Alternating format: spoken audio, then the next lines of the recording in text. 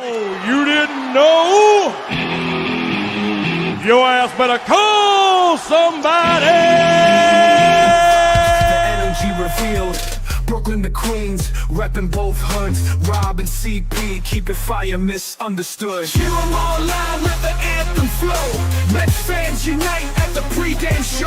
From city sand lights to the skyline greens, it's the heartbeat of Queens, the craziest dreams. Rob hype on the mic, CP's the fire spark. Together they ignite. Voices like the park fans drift in jerseys. Legacy bold, the Metropolitan story forever told. Turnstile spinning, the crowd floods the gates. This is family, no time for debates. Crack of the Batman, the roar never fades. Queens in the blood, it's how champions are made. Cheer 'em all loud, let the anthem flow. Mets fans unite at the pregame show. From city stand lights to the skyline gleams, it's the heartbeat of Queens, the craziest dreams. 7-line swagger, vibes electric and wild. Mets legacy golden since I was a child. Orange crushed skies, let the battle ignite. Ride for the home team till the last fight.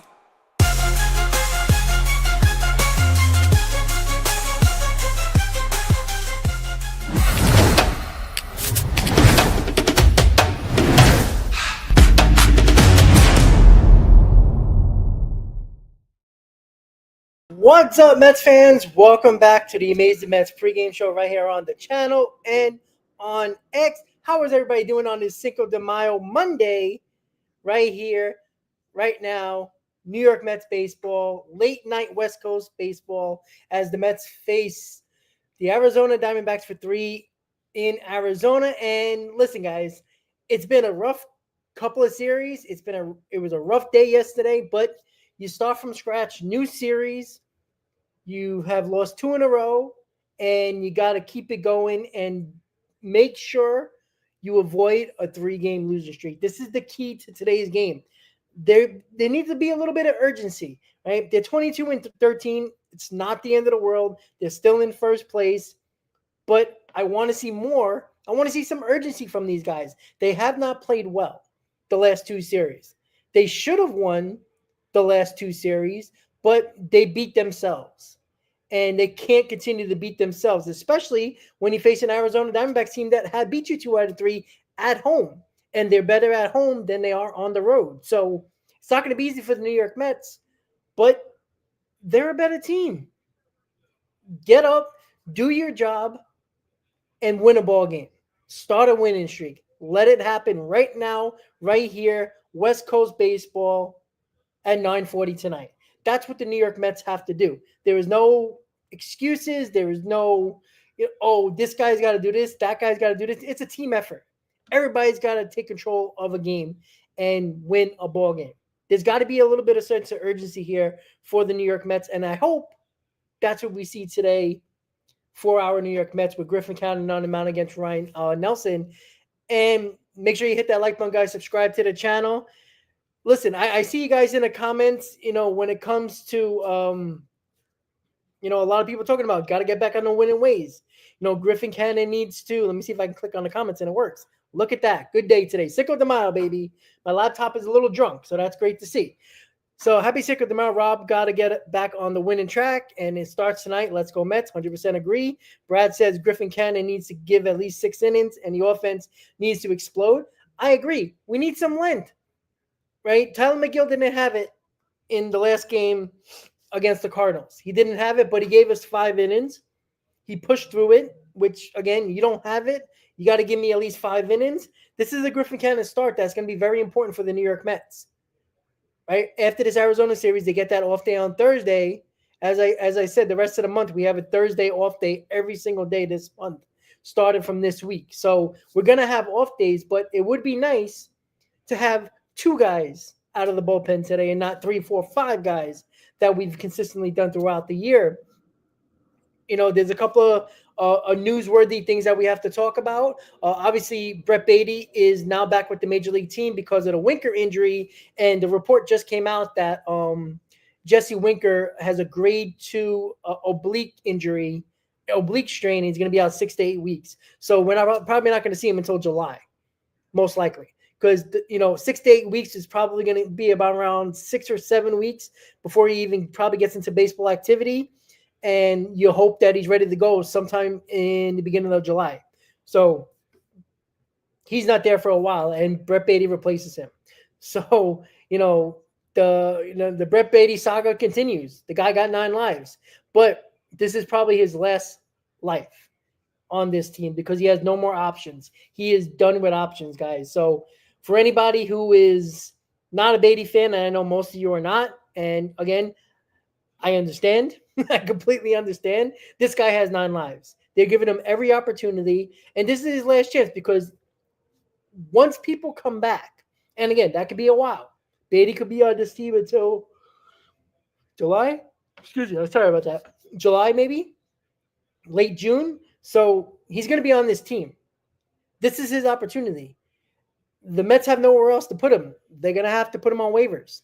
And I know people are like, oh, who's going to take Brett Beatty? Every single team in baseball that might need a player that might be a third baseman, a utility guy. Every single team would take Brett Beatty. You know why?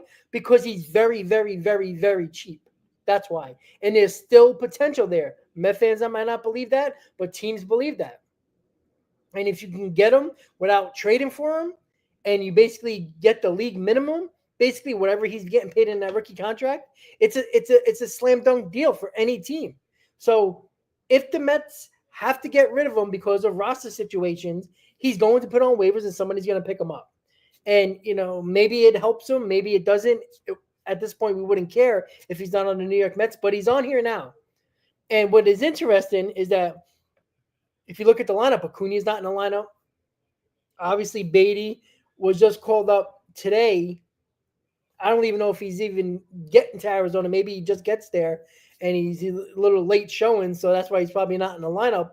But the lineup is very interesting today against Ryan Nelson, the right-hander. But overall, guys, you got Jesse Winker on the shelf, grade 2 oblique strain, 6 to 8 weeks.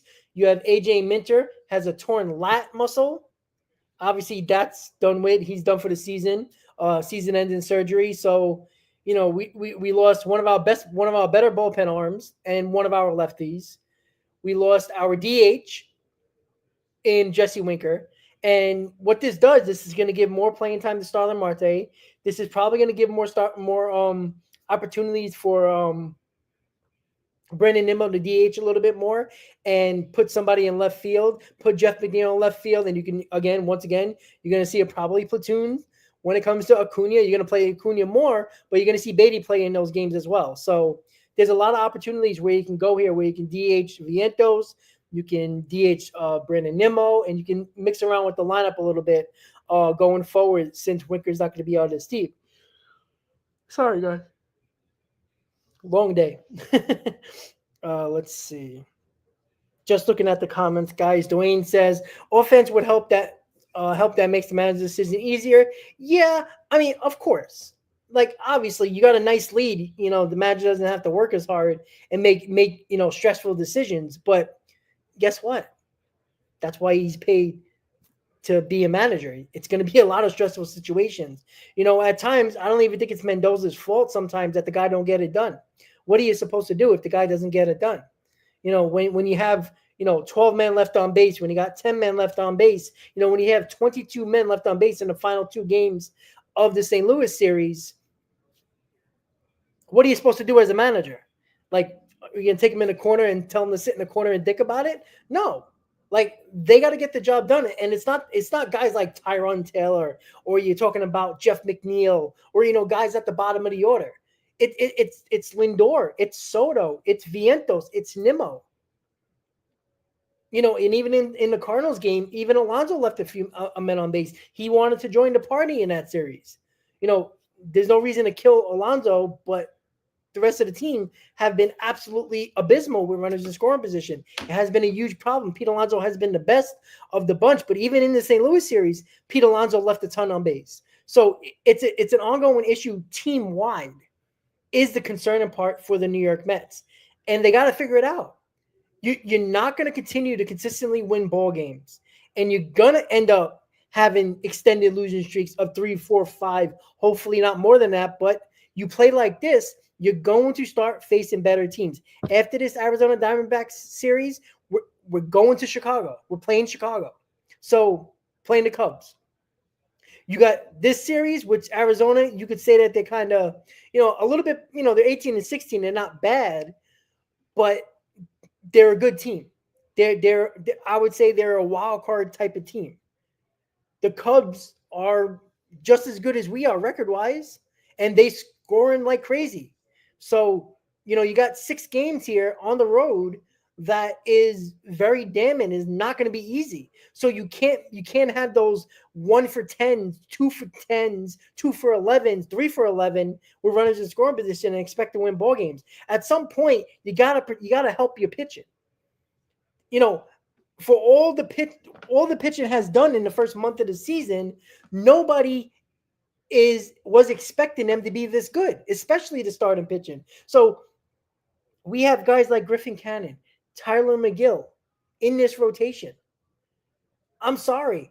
You can have all the confidence you want in those guys, but those guys' career have not been good. So what are we expecting from these guys for a prolonged period of time? Especially, we talk about the pitching lab, but again, how much better are you going to get them? Like, they're going to come back to earth a little bit more, and that's almost a guarantee.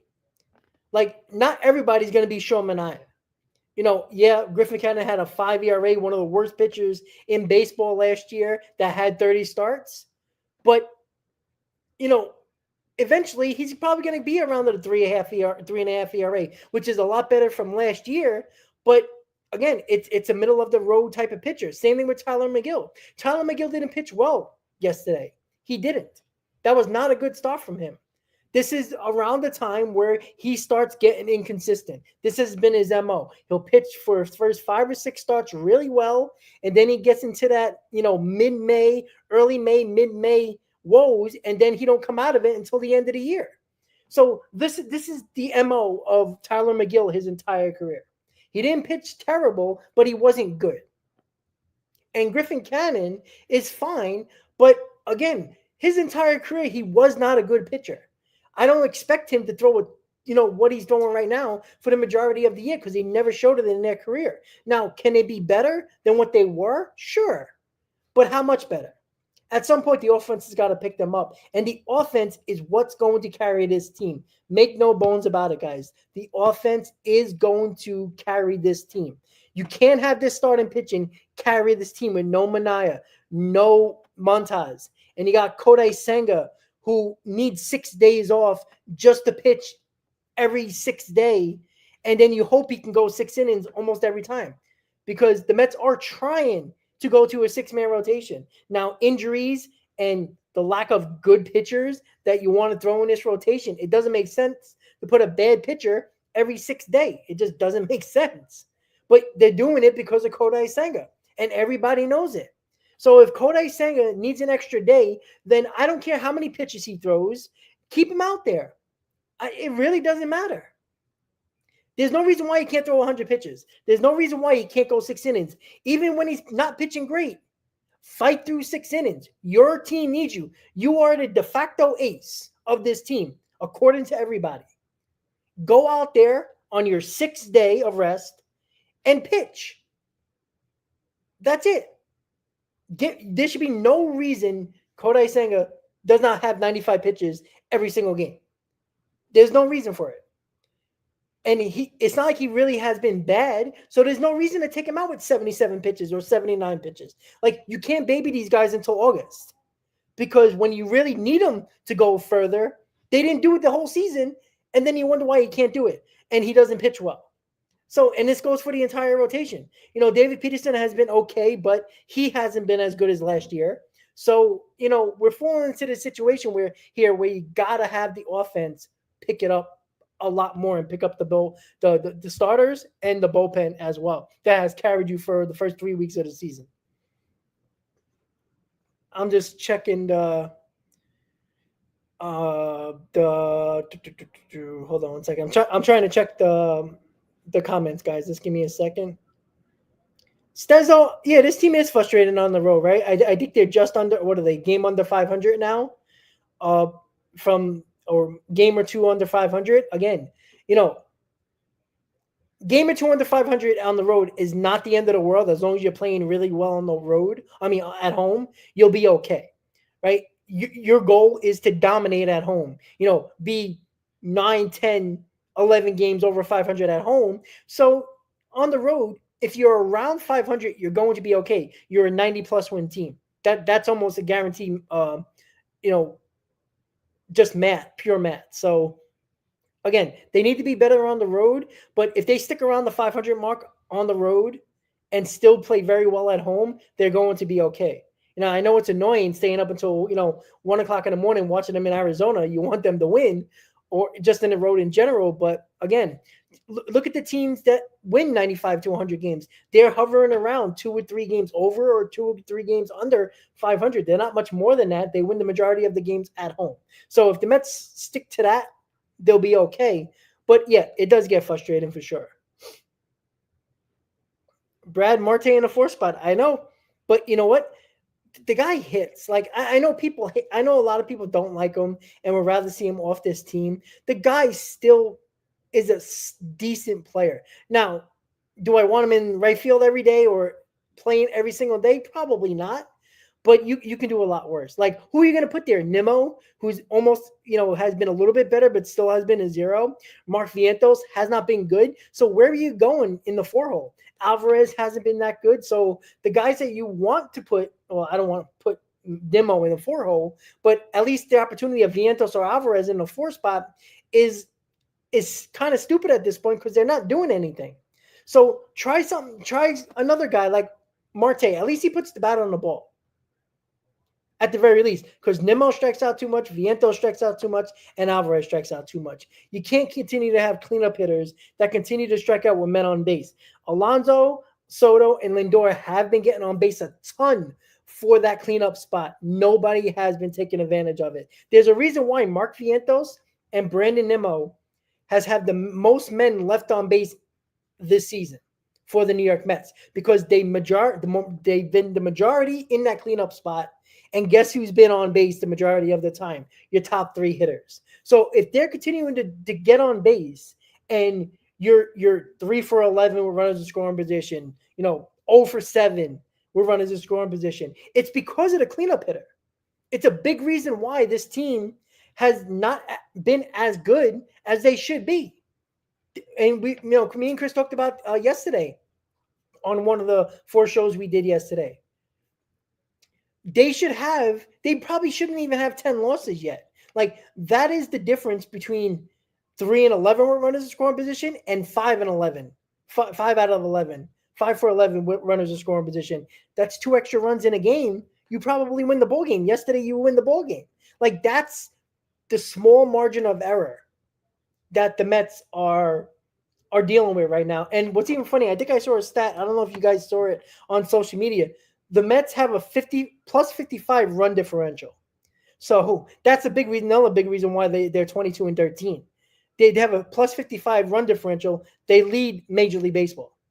And if you look at the teams that have a very, a 45 to where the Mets are at 55, plus 55 run differential, all the teams except for one is probably, I'm not going to say guarantee, but are expected to make the playoffs. So that's why they've been so good, is that when they win, they've held teams to, a low amount of runs. When they don't score is when they'll win them 2-1 games or lose those 2-1 games, them 1-run games. So that is something that is interesting. It's a stat where it's like, it doesn't really feel like that, but they have a plus 55 run differential. That's crazy. Dolo, why is Acuna sitting? I can't tell you. I have no idea. When I didn't see Acuna in the lineup, I had to take a double take. Like, was Beatty in the lineup? No.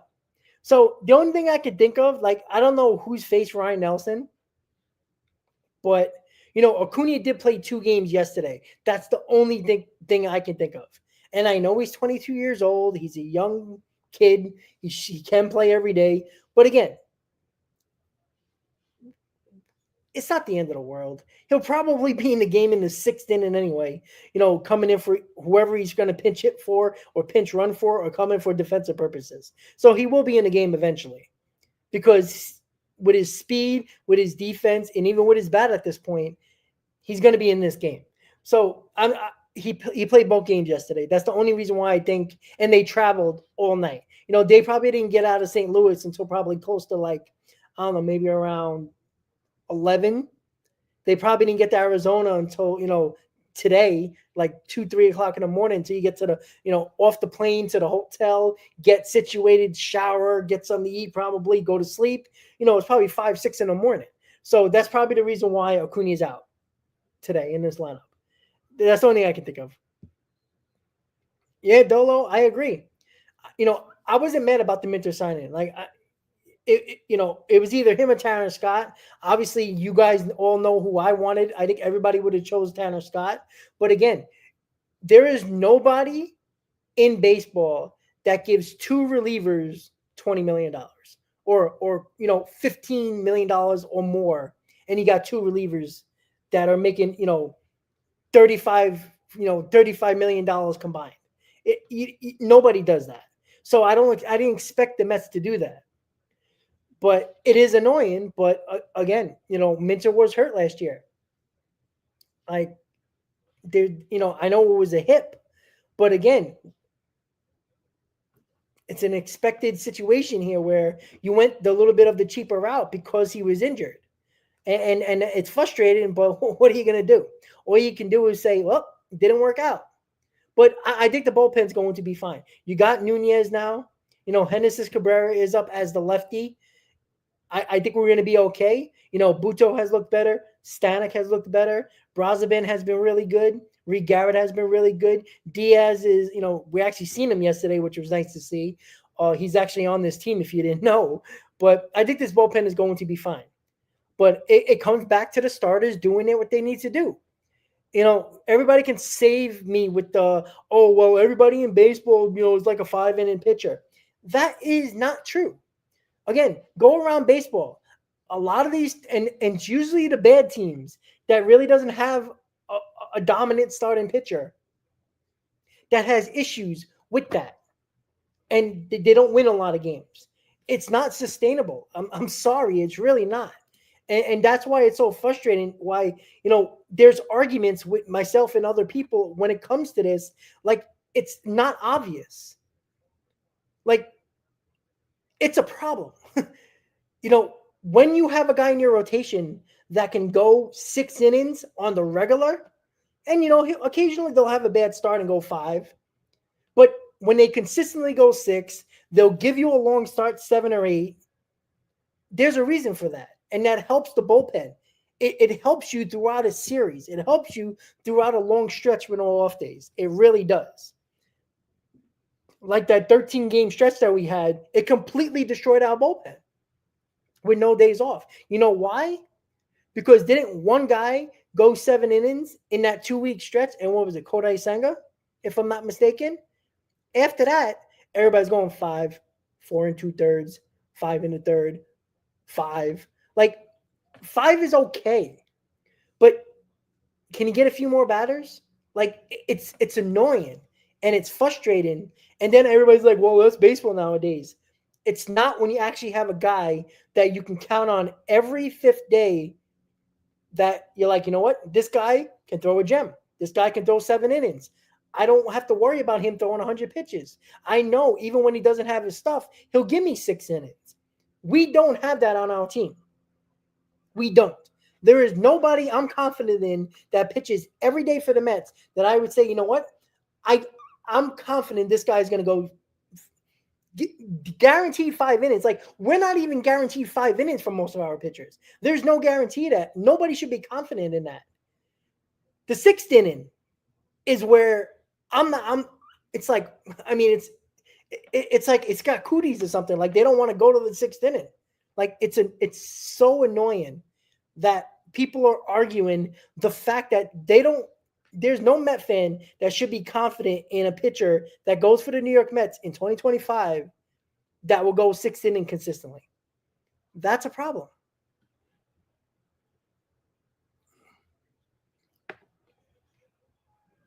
All right, here we go. Yeah, that's what I'm saying. Senga gets the most rest out of everybody. He gets an extra day even if the Mets can't afford to do it, they give him the extra day rest. Mendoza should be sitting on his ass until Kodai Senga is like 100 pitches, at least. Now, again, I'm not telling you to throw 120 pitches, but if you can't throw 100 pitches and get to the 6th inning, then are you really that good of a pitcher? Or are you just an average pitcher that is considered your ace because nobody else is, and it's not even close? Like, that's the problem. Like, going to a 6-man rotation was supposed to make guys get an extra day so they can go longer. How many times have I said this year? It's either they don't trust them to go longer or they can't go longer. It's only those two. It's only those two.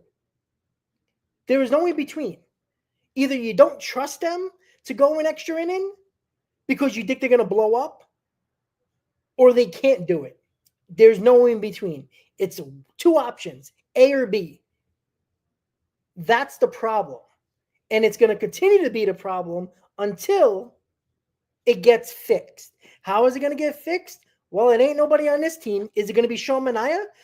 I'm not even looking at Sean Manaea because can he throw a ball in a game in a rehab start before I talk about Sean Manaea being on this team? The same thing goes for Frankie Montas.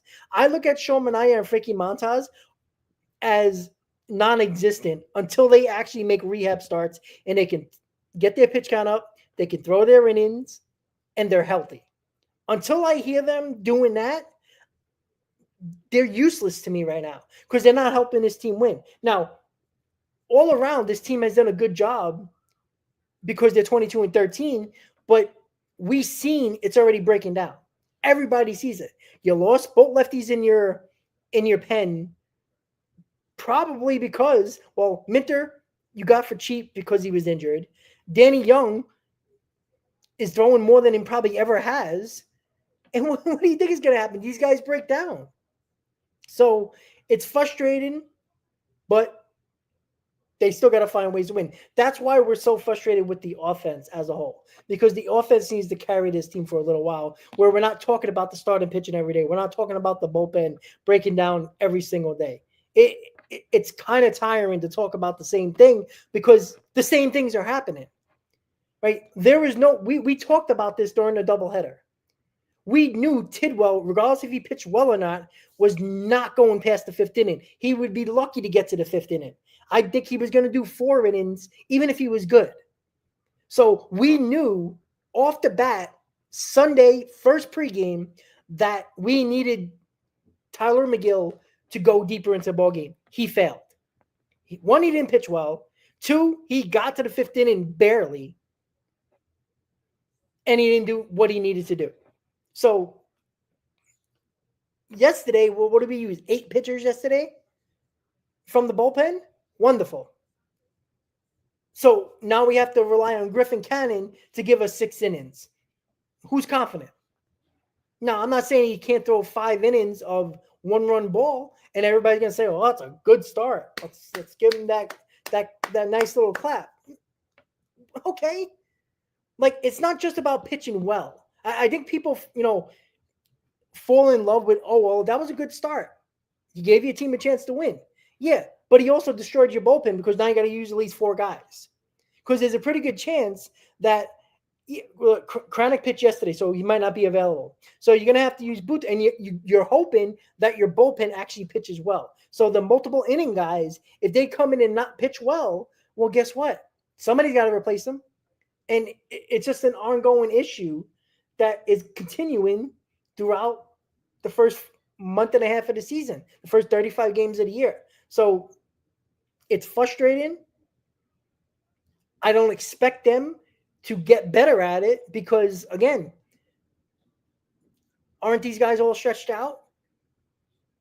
Shouldn't they be able to go 95 pitches with no problem and get to the 6th inning?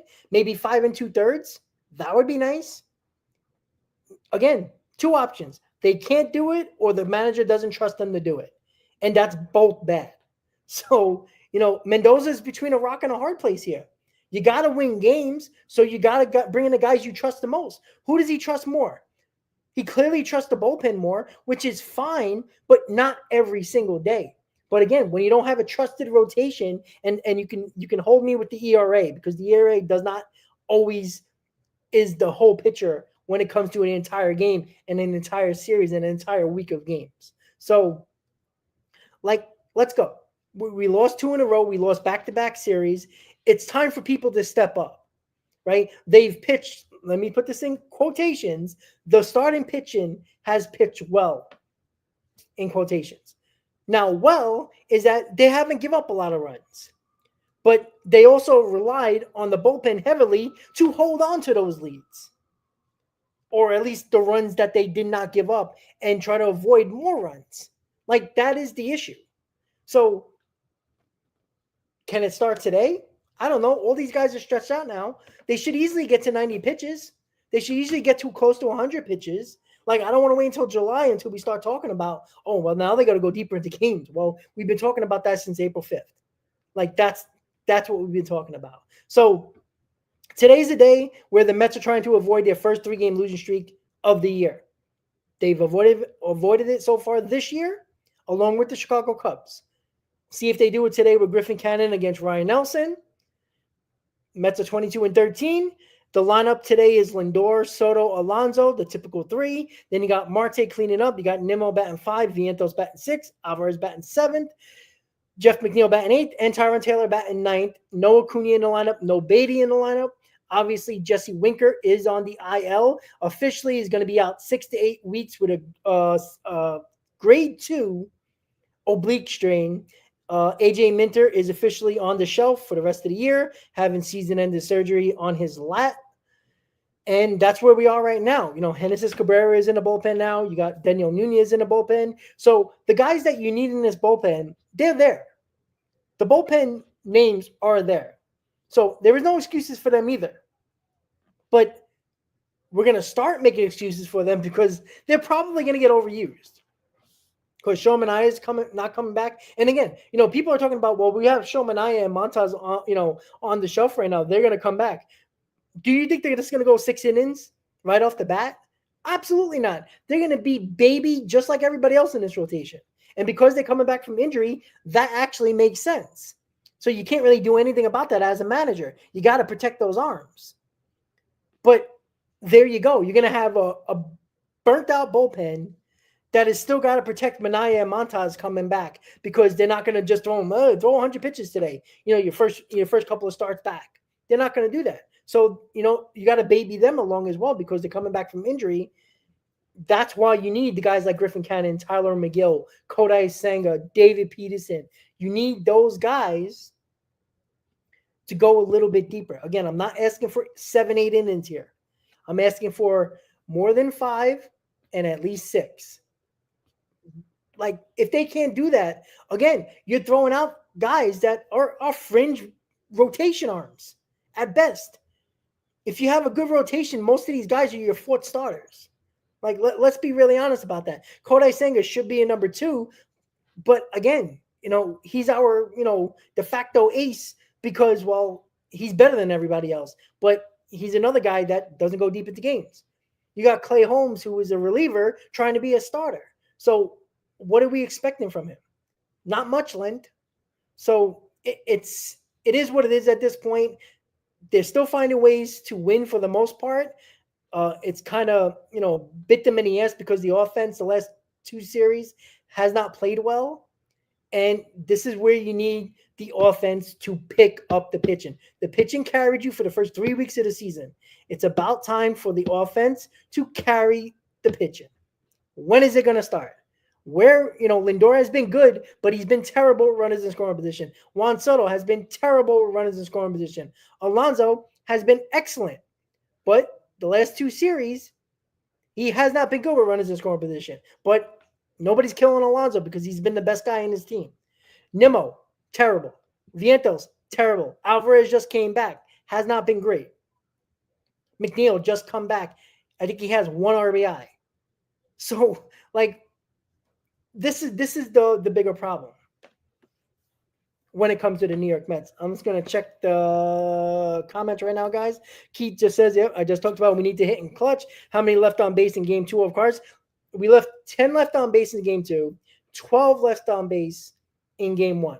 So 22 guys left on base in 2 games. And we all wonder why we lost both of those games. That's the big reason. It will be interesting how they perform versus the Dodgers and the Yankees. I mean, the Yankees are barely over 500. They're not playing great either. Max Fried is basically saving them. And again, if you look at what Max Fried is doing, it's a big reason why the Yankees are where they are, and obviously Aaron Judge as well. But again, Max Fried is a big reason why. The combination of the Mets rotation as a whole together has been a big reason why the Mets are 22-13. But Max Fried alone is with Aaron Judge. So one offense and one pitching has been the sole reason why the Yankees are even over 500. 2 guys. We need a bunch of guys in our rotation just to save this team. It's not a bad plan, but how long is that plan going to work? And you see it little by little how it breaks down the other part of the teams. When the offense is not hitting, now you got to rely on your bullpen to hold every game close. That's the problem. You gotta have your bullpen hold it for 4, maybe even 5 innings every single game. That is tough to do with any bullpen, good or bad. So we'll see. We're playing the Dodgers this month. We're playing the Yankees this month. We'll see. It's a good test this month. We're playing the Diamondbacks, obviously. The first series of the year, series in May, we lost. We got the Diamondbacks, we got the Cubs, we got Boston, we got the Yankees, we got the Dodgers. So it's a lot of good teams this month. This is one of our tougher months. Next month's even tougher. So we got the next 2 months with very tough schedules. It's time to prove that you're a really good team. Right now, they gave themselves a little bit of a grace period being 9 games over 500, but that can change real quickly. We've seen it before. So they got to get it done. The offense got to pick it up. Help you pitching a little bit, guys. Help your pitching. Let's see. Would love to read that the Mets picked up Robinson. See, I don't think they're going to do that. Unless somebody else gets hurt that's a right-hander, I don't think they're going to do that, to be quite honest with you. Who are you going to take off this roster right now? Who? You need all of them. So you're taking somebody from this roster. That means you're going to be taking a position player off just to put Robinson in? They're not going to do that. Stearns love position players on this roster. Now, you can only have a certain amount of bullpen guys anyway, so there's not really room for Robinson at this point. Now, if somebody else gets hurt, we can start talking about it, but I don't think they're going to do that. I think they would have done it already. And I agree, Marte is not an automatic out. Vientos needs to be in the 2-hole. Well, I guess. But again, you're not hitting. You're going to put him in the 2-hole? You could do that. I'm not against changing the lineup. I think, Lindor is the mainstay. But again, nobody's been doing anything. Soto hasn't been doing anything. Where are you going to put Soto? You're going to put Alonso to the 4-hole? So, you would hope that more people get on base for Alonso in the cleanup spot, because that has been the major hole of this team. Leaving the most men left on base is the cleanup spot, and that's been mostly Nimmo and Vientos. I'm not against changing the lineup. Now, I think Vientos would be fine in a 2-hole, but, what are you going to move Soto back to 3? You could do that. Again, I'm not against it. I'm not against drastic changes in this lineup to get it going. I'm not. I'm really not. So I'm not against it at all. All right, let me just go through the comments, guys, before we call it a night. Dolo, yeah, I always think he should spend more money. When you go the cheaper route, you're hoping for a bargain. You're hoping for a bargain and getting more from that bargain. How many times are you going to have to do it on this team? And all of them are going to work out. They're all not going to work out.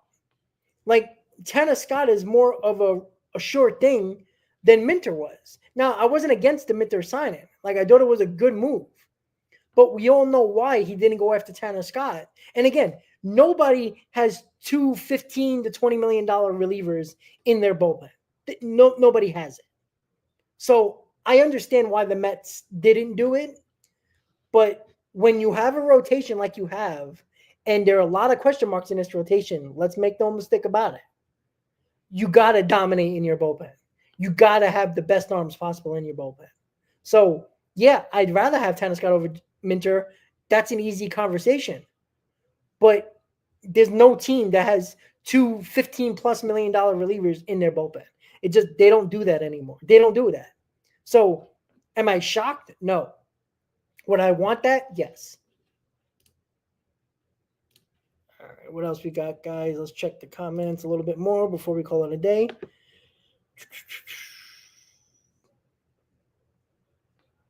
Rels, I didn't block you. Again, I don't block people. Again, talk to the moderators. Some of them are not in the chat. Some of them just watch.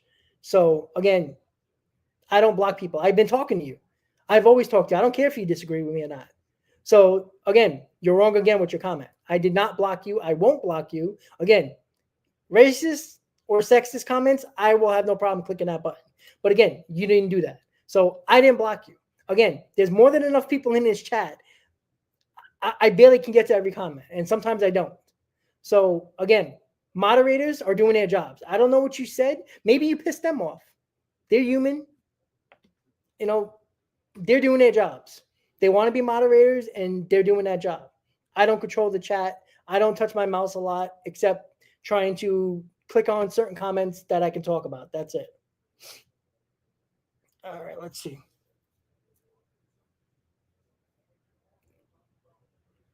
Yeah, well, I got about 20 moderators. So at any given moment, you could have 5, you could have 2, you could have 10. I know yesterday, I believe I had like 10 moderators yesterday. So again, I don't know what look, I can't read every comment. So I wish I could. I mean, I would just look at every comment and click on every comment. It wouldn't be a show. It would just be, me looking down the whole time. So, that's not good TV at all.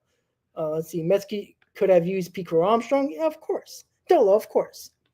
I didn't like that trade with Baez. I understand the logic in trying to get Baez here, but, Pico Armstrong was almost as short thing as you can get. But, again, we can't do anything about that now. You just can't. Yeah, Ray, I talked about that. That 13-game stretch was the test, and the test failed. Now, we won games through that 13-game stretch, so that's been successful, but it's been a problem. That 13-game stretch completely failed from start and pitching when it comes to length because they hurt the bullpen, and we see it now. Sanders, we might do that. We'll see. We will see. Sanders, that would be nice. Look, the Mets have had 2 7-game winning streaks this year. 14 of their 22 wins have come during winning streaks. So let's get another one of those. That would be nice, right? That means you would do a really good job 7 in a row. That means you would sweep this series, sweep the Cubs series, and I forgot who we play after the Cubs. Boston, I think. So that means we win our next 7 games in a row. Hey, sign me up. Where's the paperwork? Send it to me now. I would do that in a heartbeat. All right, here we go. Let's finish up, guys. Let me just get to the guys. You've been great today with all the comments. I'm sorry if I can't get to everybody or find every comment. Let's see. All right. Rob, can I be a moderator? Sure. I mean, I can throw it up there. I have to go back in my my little studio to change you up, but I can't do it while we're live right now. I don't think I can, right? No, I can't. I can't do it on the live right now, but Ray, I'll put you on there, no problem. But again, it is a responsibility. Like I tell my moderators, I go, listen, guys, you're my moderator. You're going to be my eyes and technically just your eyes, but you got to watch because I'm trying to look at the camera. I'm not trying to look down the whole time. It's not easy when you're a solo show right now, looking down, looking up. It looks like I'm a little nuts, even though I kind of am, but you know how it goes. So, Rob, do you find it kind of weird how the Mets play really well against good teams and bad with lousy ones? I mean, isn't that with every good team, though? Like they always like play down to their competition. But here's the thing. I don't think the Mets have played down to their competition. The runners in scoring position has been a problem the whole season against the Astros, against the Phillies, against any good team, any bad team. It's been a problem. Now, you could have the argument that, well, they've played enough bad teams where it didn't hurt them in those games enough to lose. That's a good conversation to have, a good argument to have, but you can only play who's on your schedule. I don't think they're playing down to the better competition. I just think this has been a problem. This was a problem last year. Like, we forget the problems they had, even when they were going through that crazy streak from the end of May into the playoffs. Their problem was still with runners in scoring position. That was an issue last year, the entire year. They played better because our pitching ended up being outstanding. Sean Manaea was Cy Young material. Luis Severino was really damn good. Jose Quintana was really good late in the season. David Peterson was outstanding. So if it wasn't for our pitching, I don't even think the Mets would have made the playoffs. So it's not like the offense was like, a juggernaut last year. They were terrible the whole year at runners in scoring position. This hasn't changed this year. Besides Alonso being the best of the bunch, it's still been a team-wide problem. And there's a lot of the same guys here. Now, you hope Soto would have, kind of contradicted that or at least, combat that a little bit. But he hasn't been good either.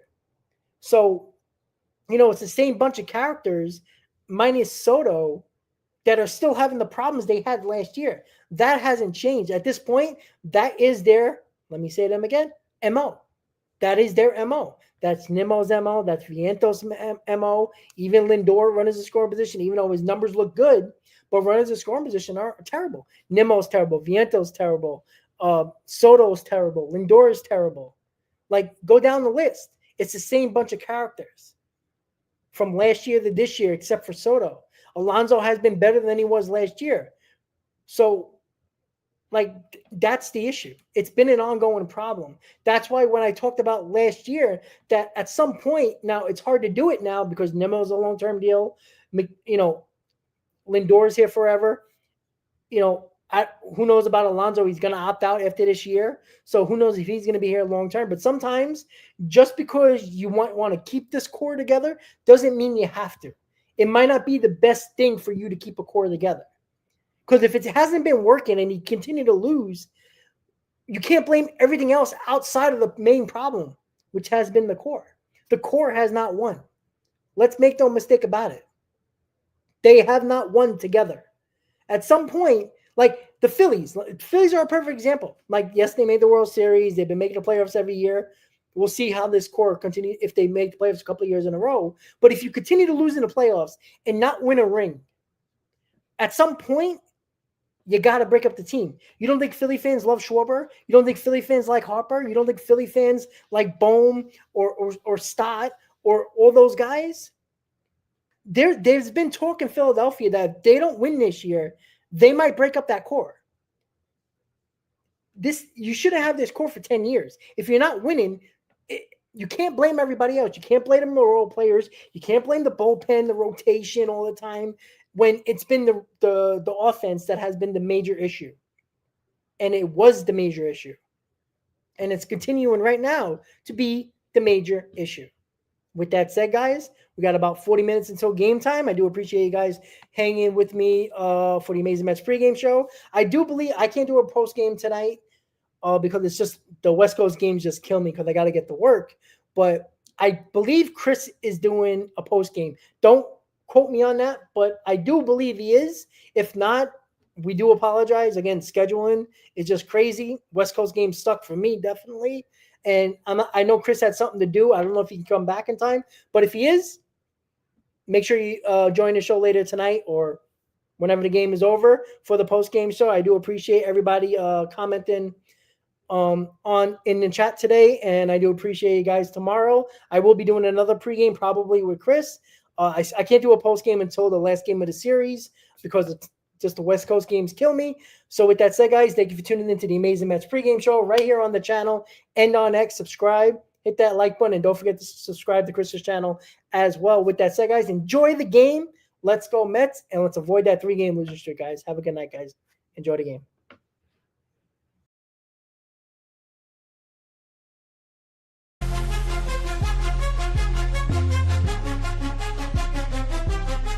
7 train rumble, headed to the field. Orange and blue vibes, the energy revealed. Brooklyn to Queens, repping both hoods. Rob and CP, keep it fire misunderstood.